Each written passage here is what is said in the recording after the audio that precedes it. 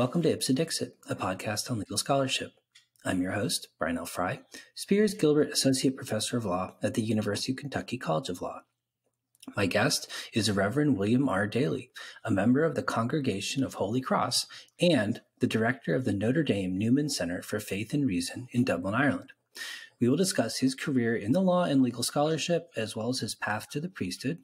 And we will also discuss mixology, his other passions. So welcome to the show, Bill. I hope it's among my other passions, but thank you. Great to be here. Yeah, no, I'm really glad to have you on. We've been corresponding for a long time on Twitter, and I always enjoy what you have to say, and I'm really looking forward to hearing more about you. So I wonder if you could just start by telling listeners a little bit about your own background, sort of your experience going to law school, clerking, and teaching, and sort of your career in the law before the priesthood. Sure. Although my career in the law is after the priesthood. So I was which I don't know if that's clear to you. I'm happy to talk about the law first, but I was already a priest when I went to law school. Oh, well, why don't you start there then? I had no idea. So the Congregation of Holy Cross is a small religious community founded in France in the early 19th century, really around the time we founded the University of Notre Dame. So at the time of our founding, Blessed Basil Moreau, a French priest, post-revolution, trying to help rebuild the French church, wanted to sort of work in education, but the church also had a strong missionary spirit in the 19th century, as you probably know. And so right from the start, we were in Bangladesh. I always say we must be the worst missionaries in the world because we've been in Bangladesh since we've been in Indiana. And Bangladesh, I believe, by percentage, is the most Muslim country in the world. So that's how effective the Congregation of Holy Cross has been in our missionary efforts since the early 19th century. But we also went to what was then mission territory in the U.S., which was Indiana, and founded a school, which was essentially a small boys' school in north central Indiana in South Bend and St. Joseph County. And then thanks to football and various other things, it became a university of some renown, which is the university where I went to school. And so I joined the religious order a year or so after graduating. And I did so knowing that it had a strong educational mission. We have the University of Notre Dame, the University of Portland in Oregon, which was actually the first place I worked as a priest. We now have merged with other kind of administrative units, regions, as it were, of the congregation in the United States. So Stonehill College in Boston, you might be familiar with. That's a Holy Cross school. King's College in Wilkes-Barre, Pennsylvania, that's a Holy Cross school. So there was a sort of range of institutions. If I did choose to work in higher education, I knew that would be a possibility. We also have parishes and foreign missions. We're still in Bangladesh, as I mentioned, and we're in Africa and Chile and other such places. So I had majored in philosophy as an undergraduate at Notre Dame, and being a good and dutiful philosophy major, I didn't know if I believed in God, but to the extent I believed in God, I thought, well, I'll want to be all in. So I did consider joining the congregation. But Notre Dame is a strange place in many ways. And one of its strange, delightful features is that most people who've been there grow to love it. And so I thought, I'm not sure I want to be a priest, or I just don't want to leave Notre Dame. So I will leave Notre Dame and not talk to anyone here, not visit, not come back for a football game, go be a lobbyist in Washington, D.C. So in 1994, when I graduated from college, that's what I did. Loved being a lobbyist for United Parcel Service. We can talk about postal pricing later in the interview if you'd like. And at the end of that year, realized that I was really good at being a lobbyist and I really liked it. And therefore, I was free to go be a priest, which hadn't been my goal in discernment, but it's what I realized I needed was the ability to say, oh, I could do these other things in the world, but I'm ready to go back to Notre Dame and pursue the priesthood. So did that. That's a 6-year process, or it was in those days. It's gotten a year longer now. Graduated from the seminary and professed my final or perpetual vows in religious life in the year 2000. And was ordained a deacon. You spend basically an academic year as a deacon. So 2001, I was ordained a priest. And my first assignment, which was in 2000 as a deacon and then subsequently as a priest, was the University of Portland in Oregon, where I taught some philosophy. And after 3 years, the community said, why don't you consider going and getting another degree so you can work in an advanced way in one of our other institutions. So I went off to Columbia Law School then in 2003. While in law school, I did the usual kinds of things. So the first summer, I did an internship with the Southern District of New York in the criminal division. There was a scholarship program there from a Lloyd McMahon fellow. There was some legendary district court judge for whom luminaries such as Rudy Giuliani once worked and clerked. And so they're very generous alumni. They paid people to work in what is otherwise a non-paying position, the SDNY, which was a great summer. The next summer, I worked at the Cravath law firm, which was a great deal of fun. And most people were popping into Cravath didn't expect to see a priest. So it was fun the days that I went in there in the Roman collar. But after I clerked on the Ninth Circuit for Judge Diarmuid O'Scanlan back in Portland, Oregon, wonderful city that it is, I then decided I didn't want to go to Cravath. It was a great firm, but really, a friend of mine called me from Washington and said, look, it's not that we don't work hard in Washington, but it ain't New York. And why would you go to Cravath except for the money? And you don't get to keep the money, which is true. Any income that I have goes to my religious community. So that seemed a good argument to look at DC law firms. I'll connect this all up and end in 30 seconds. When I was a lobbyist, before I was a priest, we worked with lots of law firms at UPS. We had one of the biggest lobbying outfits in the country, as I'm sure they still do. And one lawyer in particular, a fellow called Paul Smith, I still remember Paul very well. We became good friends within that collegial relationship. And I remember asking him once, I said, Paul, we work with so many lawyers here. You're the only one who's always happy. And he said, well, I work at a firm called Wiley Ryan, and it was founded by a guy who really believes in family. And while we make plenty of money, we don't make the most money. And we do that consciously because we like to get home to be with our husbands and wives and our children. And that's the ethos of the firm, and it does keep us happier. So I remembered that conversation when I was in the middle of my clerkship. I hadn't applied to them previously in law school, but in those days, may they come back again soon for our students. In those days, there was plenty of law hiring going on. So from a clerkship, you could just write to a law firm who had never heard of you and say, "Can I come out?" They flew me out, joined the Wiley Ryan firm. Then I did one more year, 2 years there, 1 year back up at Columbia as a scholar in residence, where I wrote the only paper I have published. And if you've read it, you're not wishing there had been more, but that was in the separation of powers, basically, actually presidential power. So wrote about the Attorney General and his control, the president's control of him, and went back to Notre Dame, then taught for 6 years before coming here. Well, so I'm intrigued by that decision to go to law school and sort of the path you had afterward. I mean, to what extent did you have an idea of what you would be doing after law school when you started? And was this a conversation you had with other people in the church about what the goals of going to law school were, or was it just a decision you made on your own, sort of charting your own course? As a decision, we've given a lot of autonomy. I'd say the religious community's attitude is at times in the past, they've tried to steer people toward one thing or another. And when it comes especially to the modern academy and scholarship, giving people freedom, you'd be a person, I'd say, who'd agree with this.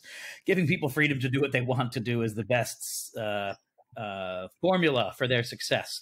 And so we don't really have a heavy hand in saying, what can you go study? If you said you wanted to study something that was completely obscure and you couldn't possibly get a job at any of our schools, then we'd probably try to say, is there a version of that you could teach with or something? But so it was pretty much up to me. But like anyone else, I talk to friends. I'm an extrovert. So I would have consulted widely. But, you kind of know who you are, or at least I've kind of known who I am since I was a kid. When I was in the second grade, I wanted to be a priest. But all of my life, I've paid attention to law and politics. I watched the Bork hearings when I was probably in the 8th grade or something. I haven't done the math on that, so no fact check, please. But it was around then. And, I watched the Bork hearings with my dad. I've watched more C-SPAN than Brian Lamb, I think. So when I was in high school and I wasn't really thinking about being a priest, and when I was in college and I wasn't even sure I believed in God, being a lawyer was something I thought I would do. I had been in high school debate. I like arguments. I have proven to be decent at them on occasion. And so, as you try and figure out what is it the world might want from me, And what do I find interesting? I've always thought the law was fascinating.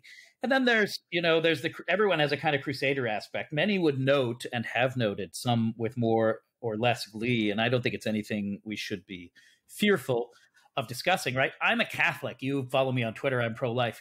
Anyone growing up my age, so I was born the year before Roe versus Wade. When you think about the law as a serious Catholic, one of the things you think about is, why is the law so divergent from what we think is a really important truth here, right? So I don't think it's accidental, and it's not just functional that, say, presidents who purported to be pro-life put people like Scalia or now, let's say, Alito on the court, right? We've got all these Catholics suddenly on the court. At one time we had, 5 Catholics occupying the so-called Catholic chair that Brennan had. And why would that be? Well, Catholics who thought they were smart wanted to go do something about that. And I'd say that was in the back of my head. I never have written about Roe, and I don't intend to.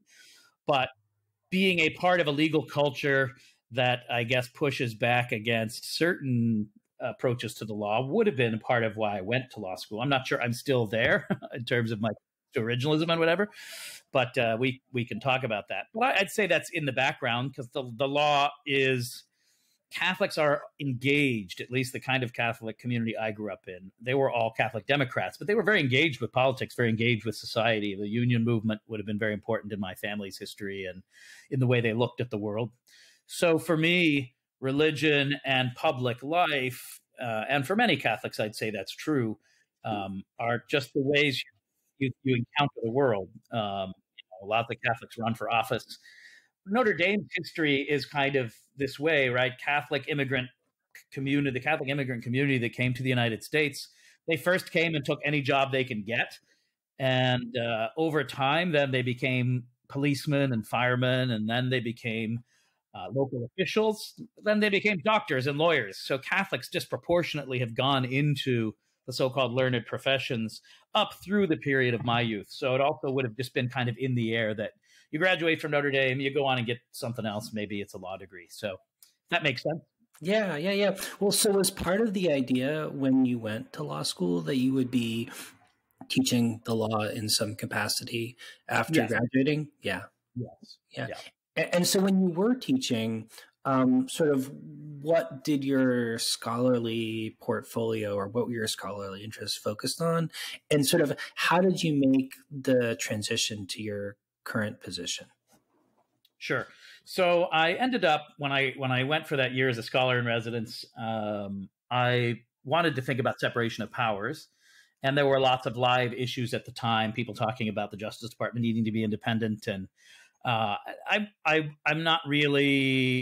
wary of sort of saying something we haven't actually ever had is something we were supposed to have from the start. So I was skeptical of that view, and I wanted to look at problems, but there were real problems, right? So part of my paper looks at the torture memos. You might remember the firing of the U.S. attorneys and so forth. So I wanted to look at what's the kind of history, and it's amazing how legal scholarship moves on. I'm sure you've seen this in doing these many podcasts where you get a sort of primer on all kinds of fields you haven't looked at probably personally. Even since I wrote my paper, which I think was published in 2010 or 11 in the Notre Dame Law Review, I saw someone discussing papers in that field that I knew I hadn't seen. And I was like, my God, how did I miss those? Well, they were written in 2016 and 2017. Like, oh, okay, the conversation continues. So I wanted to write about some separation of powers problems. My strongest mentor the mentor with whom I had the strongest relationship, I should say, was Henry Paul Monahan. And I had taken a separation of powers course with him and begun thinking about these problems. So he gave me a lot of help and encouragement along the way. And I thought about that there. So what I didn't do, I'm a strange bird in the sense that I don't do obvious things sometimes. I don't know why, but it didn't occur to me to ask anyone, like, what should a law review article look like? I know I didn't like most of them, and so I don't write in that style. So, I didn't do a lot of literature review, and I hate footnotes. And I remember the student editor came up to me once after the thing was published. We never met. And he said, "Oh, I was the one who edited your paper, and yeah, you're a beautiful writer, but you're really not strong on sourcing." I'm like, "Well, look, that's the assessment I would make, so that's good." So that's the paper that I tried to produce in my first year. And then when I went back to Notre Dame, I was in a kind of VAP situation, and I was working on a paper in legal ethics. And that's where I began to realize, as Henry put it to me one day when he endorsed my decision not to pursue the tenure track, "You don't like to be chained to your desk all day like I do, Father. There's a place for you in the legal academy, but, Notre Dame should find that place, and it shouldn't be you publishing a bunch of articles." So you might want to end the podcast there. I'm not a legal scholar, but so I then worked with the dean on what would my contribution be, and I did like teaching legal ethics. I do like teaching legal ethics. I don't know that I have a lot original to say there. Brad Wendell has sort of captured my approach to legal ethics. I think he's writing at least very important stuff for our time. And so I sort of built classes of getting students to think about the problems he thinks about, or whether they choose to think about them in the way that he thinks about them, obviously, is not something we can control, or should. But so legal ethics and jurisprudence were part of it. And both of those, you would note, are more philosophical topics. Notre Dame is one of the few law schools that still requires jurisprudence. And all professors hate teaching it because you get the worst CIFs when you teach jurisprudence. Even wildly popular teachers turn out to be wildly unpopular when they teach jurisprudence as a required course. So the dean said, "Great, nobody wants to teach ethics or jurisprudence, really, so we have space for that." And that's what I was doing for the last couple of years before coming here.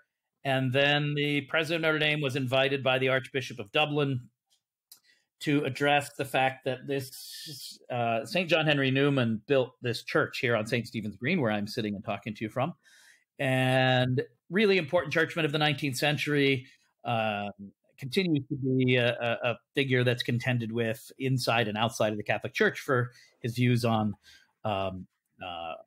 the logic of the development of ideas, and his entangling, or his dealing with modernity and modern liberalism. People have vast disagreement about what he means, his thoughts on conscience. So he's a well-known figure, and this church is one of the more beautiful and important churches in many ways in the city center of Dublin, but no one lives here, and it had kind of gone fallow. So the Archbishop of Dublin said maybe the University of Notre Dame, with its resources, could send a priest over here, but one with an academic orientation, to sponsor conversations that would bring people to considering the faith who might not be, who had walked away from the church, as many in Ireland have. So that's the idea of a faith and reason here. We're trying to build a place of conversations that present the faith as plausible to modern people. And we're trying to do that in a way that recognizes that many people think it's implausible and are happy enough that they've walked away. So we don't want to be beating people about the head and neck or anything. We just want to sort of give an intelligent presentation and a host of conversations, really, and hopefully increasingly over time debates. So that's what I was asked to come and do, and I was delighted to do so. It's quite far afield. I haven't been doing much other than tweeting about the law and keeping up a bit with reading and so forth. I'd now like to write a book on faith and reason, so I'll be returning to Notre Dame hopefully in the next few weeks. I'm waiting to nail down the exact position, so I'm not allowed to state it. But in fact, I can't tell you what building it's going to be in. But I've put together a proposal of a role that I would have. So I would leave this directorship just for family reasons. I'd like to be closer to home, my mother's health being a question. So the next phase will be yet a new phase, hopefully writing a book on faith and reason. I don't know how much, if at all, it will touch on the law.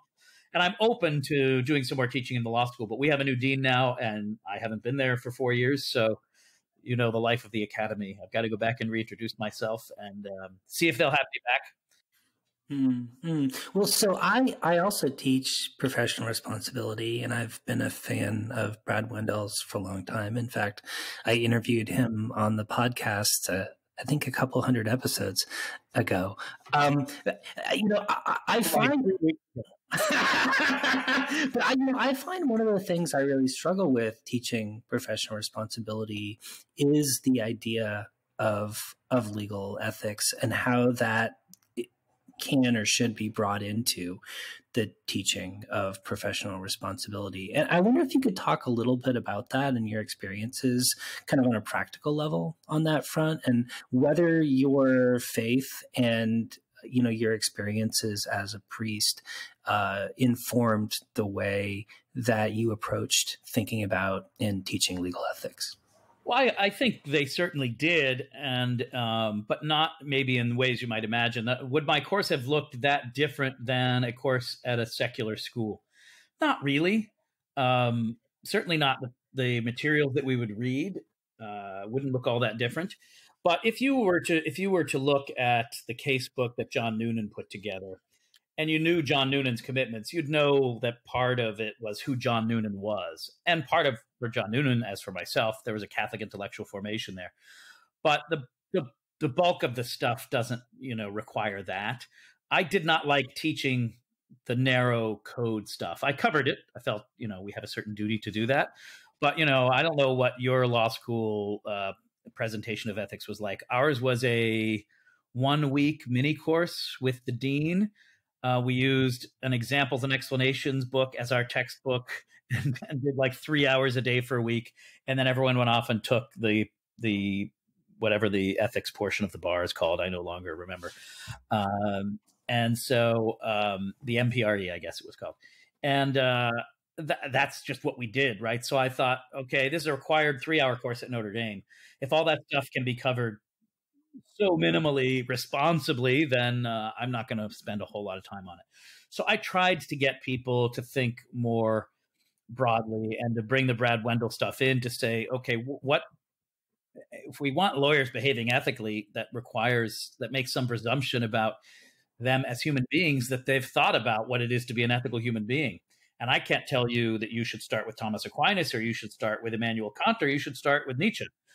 But if I want you to be ethical, I at least want you to graduate from Notre Dame having some sense that you could articulate to another person about how am I an ethical human being, right? And being an ethical lawyer is in many ways going to be a subset of that. Obviously, there are the curlicues of particular obligations around, privilege and confidentiality and those kind of rule-based things, which won't always comport with one's own personal ethics.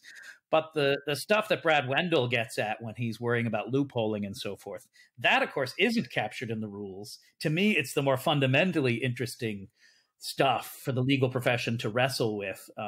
Why do so many lawyers think, in the case of Enron, for instance, right? I like to think about the Enron barge example. Did you ever teach that? No. So I'd have to remember what banks it were, but one of the big banks, might have been Bank of America, bought a couple of barges from Enron, these Nigerian oil barges. To do so, they created a hitherto unknown oil barge owning section of Bank of America. The only business plan, so as far as I could tell, that little entity had was to buy these barges off of Enron and sell them back to Enron at a predetermined price 6 months later, which price observers would have noticed looked awfully like interest, except that it was a sale of barges. It wasn't a loan. And so some people sat around in a room saying, well, we need to look like we've got some cash on hand. Well, we could borrow cash. No, you can't borrow cash to look like you have cash on hand. Well, what if we were to sell the bank those barges? That's a good idea, they thought, because then the money sits here and we've sold something. But that's a bunch of lawyers sitting around in a room trying to figure out how within the law to deceive people. That strikes me as to say, we might say, as an initial matter, that seems problematic, right? So that's the stuff I wanted people to think about. And I don't think any of that's captured in the rules. That's captured in reading stuff like Wendell and thinking about what is our role here? Is it really just to be narrow technocratic problem solvers who can help people to navigate the securities laws, which are there to help the public know the financial state of corporations without letting the public know the financial state of corporations? And in my experience of doing CLEs, talking to alumni, and even teaching students, half of people who are in the law or are going into the law think you are leaving money on the table for clients if you don't look as a technocrat about how to undermine the law. And all this is, of course, covered very well in Brad's book. He gives that example of the professor who brought in the federal judge and the distinguished federal judge whom the professor admires. And the professor said, I think the professor was Hodes, who was taught in Indiana somewhere. And he says, this is Judge Fry. Judge Fry, you're so great. Tell the students whatever you want. And the judge says, the law draws lines. And your job as a lawyer is to find where that line is and keep your client well clear of it. And the judge sits down, and Hode says, students, ignore what this man just said. The law sets lines, but you've got to get your client right up to that line, or why is he paying you? And, he's leaving money on the table. And so that's not the only thread in a legal ethics class, but it gets a lot of work done about, what's the character of the profession and, of course, of the professional. So I liked that stuff a lot. And I found that it also overlapped in many ways with jurisprudence.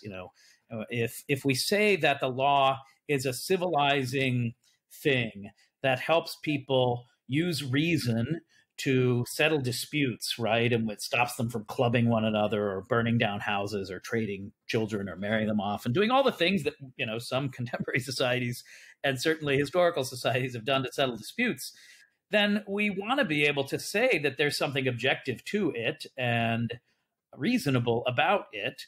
And that strikes me as something that implicates both questions of how do we read a text in good faith and say that we're governed by it, as opposed to just a game of, look, pay me because I can read this text better than Brian to get you where you want to go. And that's all the text is there for, is as a challenge to whom you can find, or, pay Brian more, but he's going to charge you a lot more. And I can probably get you most of what you want, and I'll do it for less, Yeah, I mean, it really sounds like you're bringing some meaningful content to the ethical side of lawyering, which I think is very hard to do without a grounding in some sense of, what values we're trying to promote or why we're engaging in this kind of representation relationship in the first place. Right. So, so we, Notre Dame has a phrase that we often make fun of on the faculty at times because it's one of these phrases you hear all the time. But we say educating a different kind of lawyer. Now, I don't know. It's a kind of arrogant phrase, I suppose. But we at least want to say that in requiring a full 3-hour legal ethics course and a full jurisprudence course, that we are consciously saying, which many law schools have abandoned the one or both of those. Certainly most have abandoned the jurisprudence course, that we want you to be able to have a rich engagement with the context, the intellectual, historical, and human context in which the law exists, so that that's something with which your practice of it will be in dialogue over time. And, one of the joys was giving CLEs. Once I started teaching this, I ended up doing some CLEs for Notre Dame alumni groups. And to realize that this conversation has gone on at that law school, which is the nation's oldest Catholic law school, for a long time. And I'm not saying graduates of Kentucky or of Ohio State or other places don't have a rich experience of the law, but I'm glad that we at least say, here's the reason we're requiring these 2 courses. And we want, when you come back in 20 years, to say that some of the stuff that you read, some of the questions that you asked, you did continue to reflect upon and contribute as a member of your local bar and so forth. And, and no law school should claim that it's doing unique things when it's putting out people that it's proud to send into the world. But we all have our slogans for how we approach that. And that's certainly a burden I happily took up in thinking of Notre Dame's mission of producing a so-called different kind of lawyer.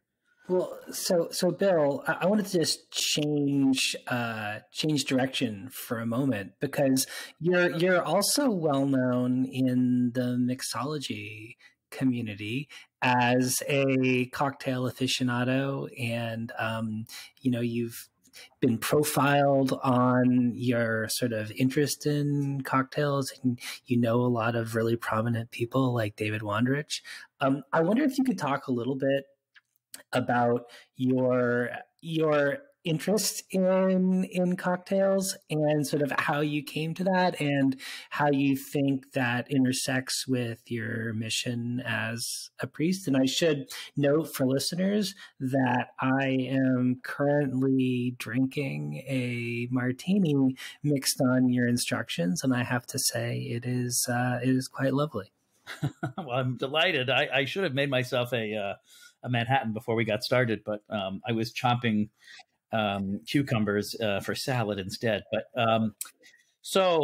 it's a happy kind of coincidence that when I was practicing law I was at the Wiley, now they just call themselves Wiley, but then it was the Wiley Rhine firm, and at 18th and K, so which is not far from what was then a venerable, wonderful, cozy, strange, architecturally delightfully strange collection of houses that was called the Tabard Inn, which were sort of rambling townhouses kind of connected together as an inn. And it had a little bar and restaurant of some renown. And on Tuesday and Wednesday nights, a bartender called Chantal Singh was part of what I can judge from, I know what you've put into your drink. So the fact that you have Noilly Pratt means you're aware there has been this cocktail revival movement going on for some decades now, really. And a large part of it is getting back to at least the lore, right? There's always the received history. So I'm not going to claim to be a historian, but a part of the received history is in the 19th century in the United States and in the time period leading up to Prohibition, bartenders were like chefs in the big cities. And so you'd go to this bar to have Brian Fry's Manhattan or his martini, and he would prepare it with care in beautiful glassware and so forth. And after Prohibition, and for a variety of reasons, that sort of tradition fell away. And then the 1970s, which ruined so many things like pants and ties and suits, also ruined drinking. And there was lots of gloppy stuff with bizarre names. So there was an idea in the 1980s, led in London and New York, to kind of get back to this so-called golden era of cocktails. And Chantal was reviving drinks from books that she had bought, old books and books by folks like Dave Wondrich, whom you mentioned, this cocktail historian, delightful fellow, whom I'm happy and lucky to call a friend. So she was producing these on Wednesday nights, and one of my law colleagues, Howard Anglin, who's now working in government in Canada, Howard said, you got to come and meet Chantal and have her drinks on Wednesday nights. So Tuesday or Wednesday, pretty much of every week, occasionally Tuesday and Wednesday over time, we would go and have cocktails from Chantal. Her then boyfriend was a fellow called Derek Brown. Derek came up to me one evening and said, Chantal says you're a priest, but that you're cool. And I was baptized Catholic, but my family left the church, but I want to finish my initiation. I was never, I never confessed, and I never received communion, and I was never confirmed because his family had left the church.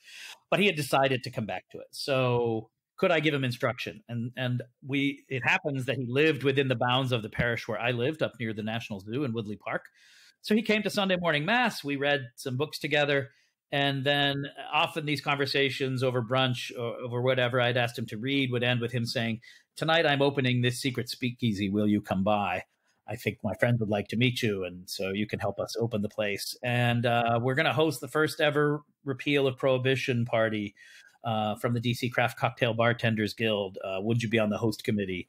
Maybe you can get people from other walks of life to join us. And then one day they called, and he said, Adam Bernbach has nominated you to be the chaplain to the DC Craft Cocktail Bartender Guild. Do you accept? I said, well, I don't know. What would my duties be?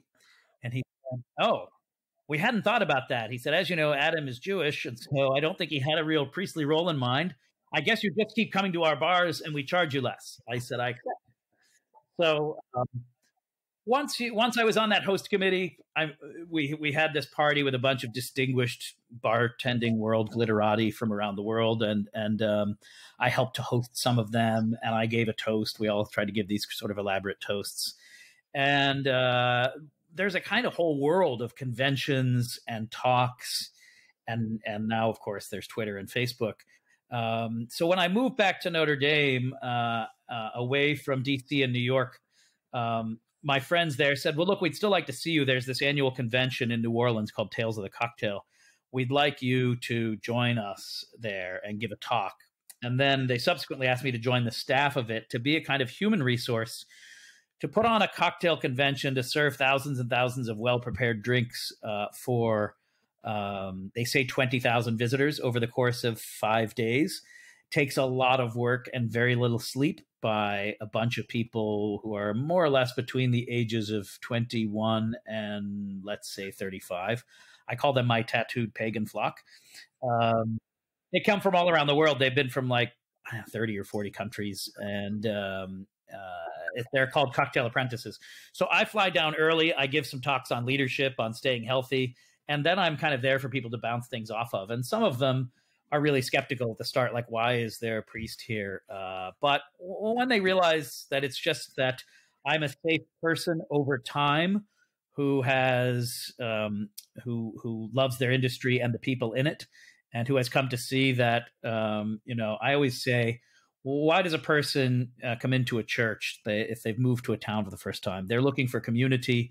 They may come into a church because they've lost their job and they need help. They may come in because they've got a job and they want to celebrate and give thanks. They've just had a child. They want to be married. These liminal moments, we call them. And the same reasons take people into bars. They want community because they're off working in a town they don't know, or they've just moved there, or they've lost their job and they want to commiserate, or they've gotten a job but they want to buy some other people a drink and celebrate with them. So there's a lot in common between what bartenders do and how they help people to feel at home in the world, and what a priest is called to do, it seems to me, and to help people feel comfortable in their own skin.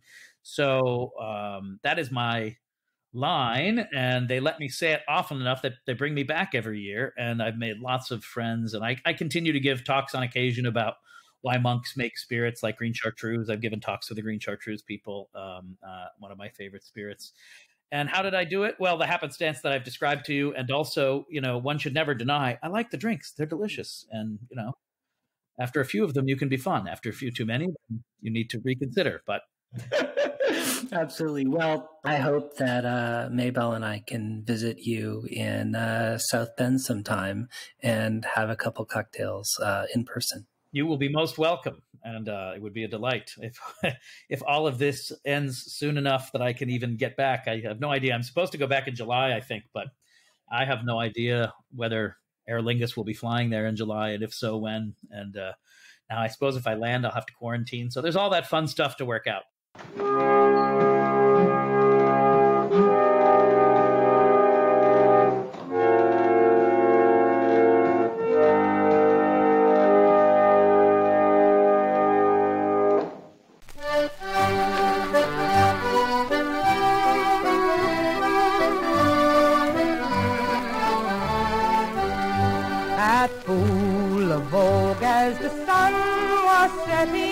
The bright May meadows of Shelmalier, a rebel hand set the heather blazing and brought the neighbours from far and near.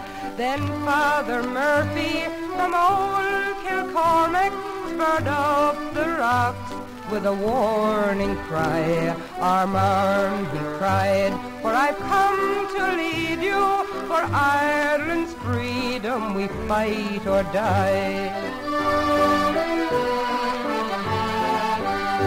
He led us on against the coming soldiers, and the cowardly yeomen we put to flight.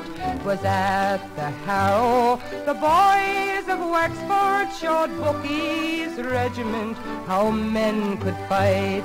Look out for hirelings, O King of England, search every kingdom where breathes a slave. For Father Murphy of County Wexford sweeps o'er the land like a mighty wave. We took Camolin and Enniscorthy, and Wexford storming drove out our foes. 'Twas at Sleepholcher our pikes were reeking with the crimson stream of the beaten Yos. At Tuberneering and Ballyellis full many a Hessian lay in his gore. Our Father Murphy had aid come over, the green flag floated from shore to shore. At Vinegar Hill or the pleasant Slaney, our heroes vainly stood back to back, and the Yos at Tullow took Father Murphy and burned his body body upon the rack. God grant you glory, great Father Murphy, and open heaven to all your men.